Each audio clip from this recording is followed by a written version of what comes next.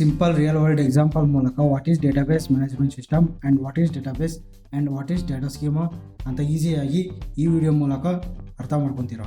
What is database management system? Imagine ಮಾಡ್ಕೊಳ್ಳಿ, ನೀವು ಒಂದು ದೊಡ್ಡ ಲೈಬ್ರರಿಗೆ ಹೋಗಿರ್ತೀರಾ, ಆದರೆ ಅಲ್ಲಿ ಲೈಬ್ರರಿಯೇ ಇರಲ್ಲ. ಟೋಟಲ್ ಕನ್ಫ್ಯೂಸ್ ಆಗೋಗ್ತೀರಾ ಬುಕ್ ಹುಡ್ಕೋದ್ರಲ್ಲಿ.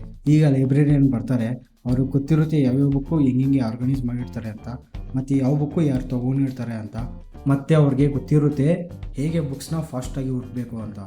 ಈಗ ಲೈಬ್ರರಿಯನ್ನೇ database management system. Without librarian ಬುಕ್ನ ಹುಡ್ಕೋದಕ್ಕೆ ಹೇಗೆ ಕಷ್ಟ ಆಗುತ್ತೋ ಅದೇ ರೀತಿ DBMS ಇಲ್ಲದೆ ಡೇಟಾನ ಮ್ಯಾನೇಜ್ ಮಾಡೋದಕ್ಕೆ ಆಗೋದಿಲ್ಲ. ಡೇಟಾಬೇಸ್ ಮ್ಯಾನೇಜ್ಮೆಂಟ್ ಸಿಸ್ಟಮ್ ಒಂದು ಸಾಫ್ಟ್ವೇರ್ ಡೇಟಾನ ಮ್ಯಾನೇಜ್ ಮಾಡೋದಕ್ಕೆ ಯೂಸ್ ಮಾಡ್ತಾರೆ.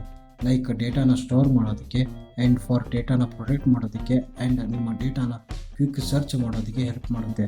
ಸೊ ರಿಮೆಂಬರ್ ಮಾಡ್ಕೊಳ್ಳಿ, ಡೇಟಾಬೇಸ್ ಮ್ಯಾನೇಜ್ಮೆಂಟ್ ಸಿಸ್ಟಮ್ ಅಂದರೆ ಒಂದು ಮ್ಯಾನೇಜರ್ ಥರ ಯಾರು ನಿಮ್ಮ ಡೇಟಾನ ಮ್ಯಾನೇಜ್ ಮಾಡ್ತಾರೆ ಅಂತ. Like example MySQL, Oracle and SQL server. Next, what is database? For example ಮನೆಯ ಕಬೋರ್ಡ್.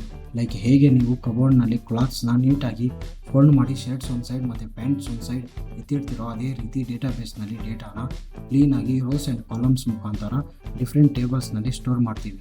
ಡೇಟಾಬೇಸ್ ಅಂದರೆ ಒಂದು ಪ್ಲೇಸ್ ಇಲ್ಲಿ ನಾವು ಡೇಟಾನ ಟೇಬಲ್ಸ್ನಲ್ಲಿ ರೋಸ್ ಆ್ಯಂಡ್ ಕಾಲಮ್ಸ್ ಆಗಿ ಸ್ಟೋರ್ ಮಾಡ್ತೀವಿ. ಈಗ ವಾಟ್ ಈಸ್ ಸ್ಕೀಮಾ?